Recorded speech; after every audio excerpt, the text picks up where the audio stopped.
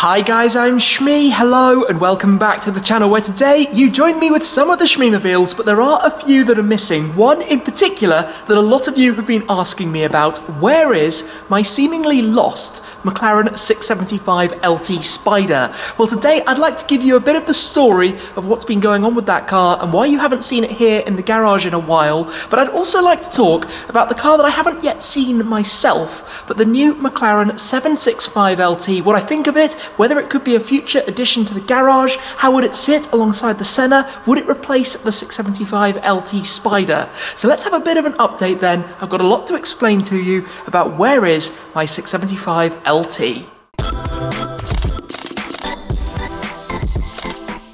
Some of the cars are currently here in the storage, but actually at the moment I have 4 cars that are away for a whole host of different reasons. So let's have a quick rundown of what is where. Here, of course, we do have the McLaren Senna, the Aston GT8, the Ford GT, the Mercedes-AMG GTR Pro, and the AMG G63. There are currently 2 cars that are over at my place, the Heritage Edition Ford Focus RS and the Toyota GR Supra, which leaves us with the others. So the first to come back this weekend, in fact, you will be seeing the reveal of my now Mystic Blue SLS AMG Black Series. I can't wait to share that with you. We'll also see back soon the Red Edition Ford Focus RS. That's actually been away for a couple of months as well. It's been having a brake upgrade amongst other things, so I can't wait to get it back out on the roads. And then quite recently the Ferrari GTC Forlusso went down to the dealer to have its annual service, and also the car is now 3 years old. I bought it when it was just under 2 years old, so it needs its MOT and to have the wheels and tyres swapped back over to the summer ones, so we'll see that back again quite soon.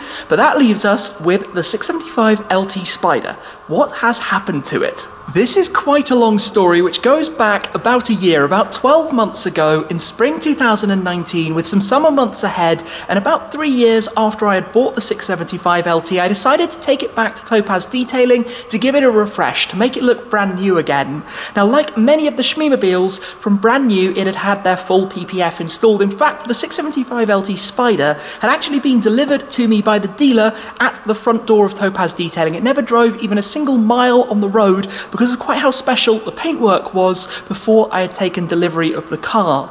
Now, in the time that followed, 3 years of driving, 12 or 13,000 miles, doing some supercar convoys behind cars with very wide tyres that throw up stones, driving down dirt roads in Croatia, Bosnia, Montenegro, and all sorts of other things. Like you would expect, it had managed to pick up a couple of stone chips around the front, and we were going to replace some of the parts of PPF. Now, I can actually give you a perfect demo of this on the Vantage GT8 just here, because on this front wheel arch you can see the nick just there from a stone that has glanced off it.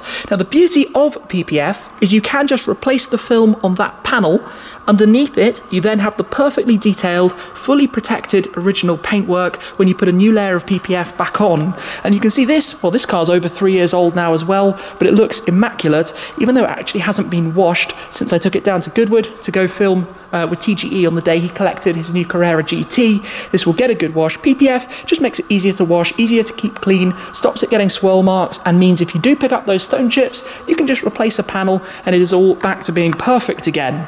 But then, when I got to Topaz, of course, like every car, they did a full inspection, full investigation, went all the way around the entirety of the car, and this is where they found a little bit of a problem. In fact, it is a problem that has plagued many McLarens of that era. So the front wing panels, just beneath the headlights, had small signs of oxidation. It looks a bit like rust, bubbles under the paintwork, but of course the only way to fix it is to replace the panels and respray them to the same paint colour, and it's quite a lengthy process, as you could imagine. So I basically decided I was going to do that a few months later when I was taking this out to the USA, when I went over for a couple of months with the Ford GT. Perfect time, because otherwise the car would have been sat here in the garage. I do have here, though, just to show you the paint sample, the original MSO McLaren Special Operations paint sample from my 675LT in the MSO Orion Purple, which, just to turn on the light quickly, of course is in my purple with the metallic sparkle in cerulean blue, this colour, because I thought that I would have my McLaren P15, as it was codenamed at the time, in cerulean blue, and these two would end up looking fantastic together, which they do. And the colour, by the way, Orion Purple, was named by my girlfriend about 4 years ago now, after, of course, the Orion Nebula, which it fits absolutely perfectly. Bright purple, kind of metallic, sparkly colour, which looks really very nice. So the car then, of course, in July, needed to go back to start this process off. I expected it was going to take a couple of months, and it did take a couple of months, and it wasn't until I came back from part 2 of the US tour. Remember, I went for a couple of months, came back for some events in Europe, like the Frankfurt Motor Show, which I guess has turned out to be the last Frankfurt Motor Show, and then went back out to go to a few more things with this, back up to Chicago and Detroit and a few other places before it came back home. So when I got back in November, the car was kind of finished, but it wasn't quite right. It wasn't perfect. It wasn't exactly what I needed, but also the bonnet had then oxidized in the last bit of that period when it had been sitting waiting for me to get back. So the bonnet needed to be replaced and repainted, and it kind of just needed to go back and be refreshed again. To be honest, I think it had been left sitting around for too long. It also had a flat battery, which meant it had airbag warning lights. I've explained a little bit of this before. The service schedule needed to be reset. It wasn't in the best of shape. But that was in mid-November, and you might remember when the Shmee 150 channel reached 10 years in January, I wanted to get the 10 cars that I owned at the time all together for a photo.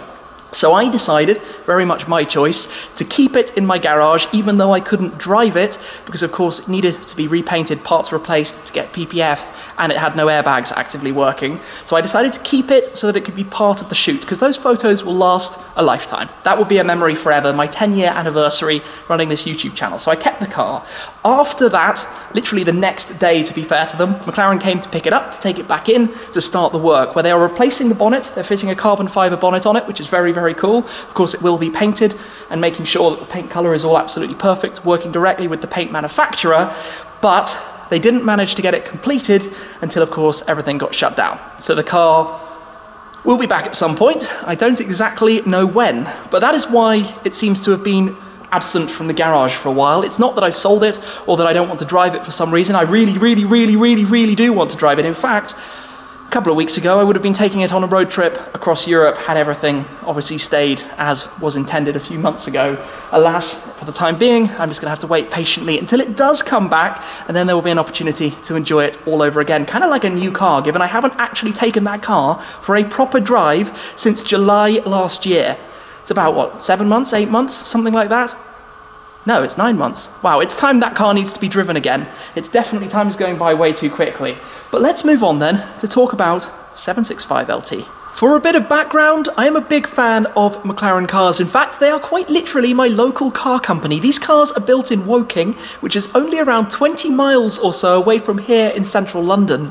Now, to date, I've been lucky enough to own more cars from McLaren than I've bought from any other brand in total. And if you saw my recent video going through the entire history of every car I've ever owned, you'll have seen all of them in detail. But I've owned 2 Ferraris, 3 Aston Martins, 4 Fords, 4 Mercedes cars, but I've owned 5 cars that have come from McLaren, starting with the MP412C, going through the 650S Spider, the 675LT Coupe, 675LT Spider, and now the Senna as well. So it's no surprise then that the 765LT has kind of piqued my interest, a car that I'm curious to find out more about. So let's have a quick recap about the details of it. Of course, it was due to be shown at the Geneva Motor Show, which of course was cancelled for bigger reasons this year, but a car that I'm looking forward to seeing in person at some point. For the time being, I've just got the details, the facts and figures, and some pictures to really take in and get a feel for what it's like.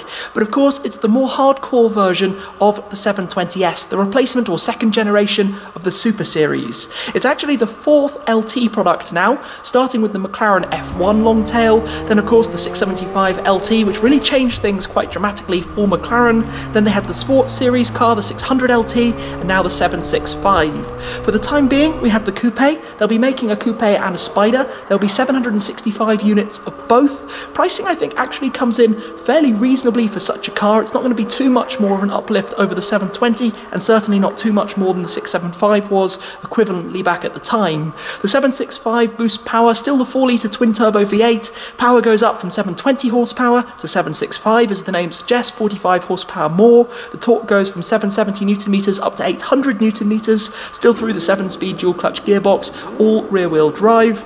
But it can now go 0 to 124 miles per hour, 200 kilometers per hour, in just 7.2 seconds. The Senna is 6.9. The 720, I think, was about 7.9. That's really fast, thanks, of course, to lower gearing, to being a lighter car. It's 80 kilos lighter if you opt to have it without the aircon and with some of the carbon panels, for example. In fact, the wheels alone, I think the wheels and brake setup, because the brakes are the system from the Senna, save about 22 kilos. The air conditioning is 10 kilos. The body panels are 18. You can see how it starts to save some weight from an already class-leading car. The 720S was already one of the lightest, well, I think the lightest in the class, and the new car is now only 1,229 kilos. That's only 31 kilos heavier than that. Of course, this has a silly big wing on the back, whereas the 765 has, I think, a more reasonable active wing sitting on the rear deck. It has those very prominent quadruple exhaust tailpipes mounted mid-center at the back, and the bodywork, of course, is more aggressive. In fact, it's 40 millimeters longer at the front, only 10 millimeters longer at the rear. It's long tail by ethos as opposed to long tail by necessarily design.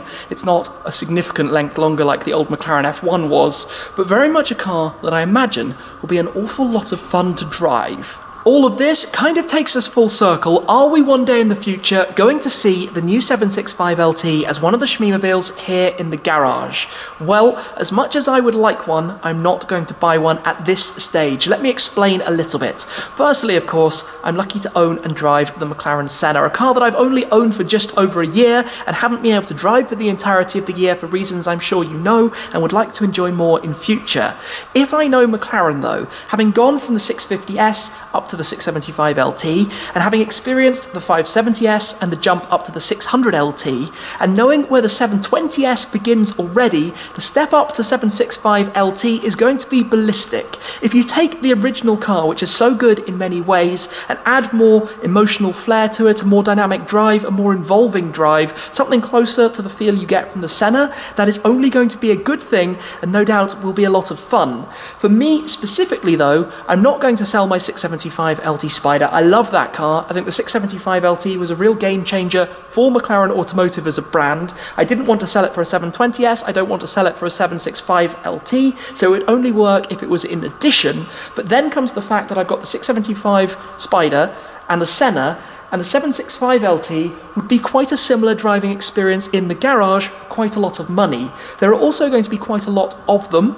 There will be 765 coupes, plus 765 Spiders, so 1,530 cars, plus I think we can bet on some prototypes, an HS version, a Carbon Series version, so maybe it will be 1,600 cars or so, which isn't really that rare for a car of that performance and price range. I expect once you've done your specification, added options, it's going to be about £340,000, maybe a touch more, so a bit more even than my SLS AMG Black Series, which is a car I had such a personal attachment to and offered something a bit new in the garage. I mean, just looking at the cars that we have here, the Senna is the fastest car, conventional kind of car for driving on the racetrack that wears a number plate.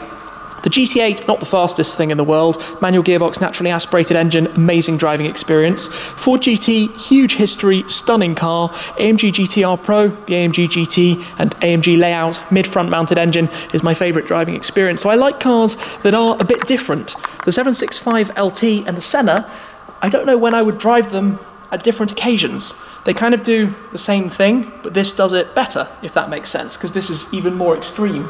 So that is basically why, for me, at this stage, it doesn't matter. If, for example, in the future, there's a good deal on one, I certainly might consider it. Probably a Spider, not a coupe. Nothing against them, and I imagine when I drive it for the first time, I'm going to eat my own words and immediately want to go out and buy one, but we'll get to that in the future.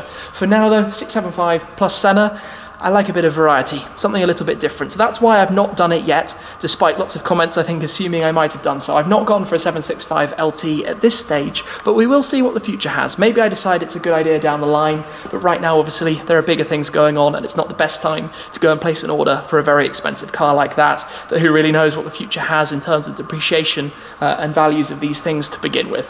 So I'm hoping then that it's not going to be too long until the 675 LT Spider is back here in the garage, all fixed up and all perfectly done. Of course, after it's been painted, it will need to go to Topaz to get PPF, so this might all take a bit of time. And then eventually, fingers crossed, at some point this year, I'll be able to take it for a good run, because I'd love to put some miles on it, especially after how long it's been sitting for, which is something I don't normally like. Of course, I try and take the cars out as often as possible, and I did have some big plans, which is why some things hadn't been driven much, like the Ford GT, for example, has kind of been sat, well, I guess since November, since it came back. I haven't really driven it at all because the plans I had for this month were going to be taking it, well, for 1,000 miles or so of driving, which is no longer going to be happening, unfortunately, but of course, bigger things going on. For the time being, though, my thoughts on the 765LT, yes, the name is a bit of a tongue twister, I'm sure, for many, 675 and 765. It's going to get a little bit confusing, but it is what it is. It makes sense with the metric horsepower numbers, and that's why sometimes you'll see 754 brake horsepower, because brake horsepower and horsepower, metric and imperial measurements are slightly different.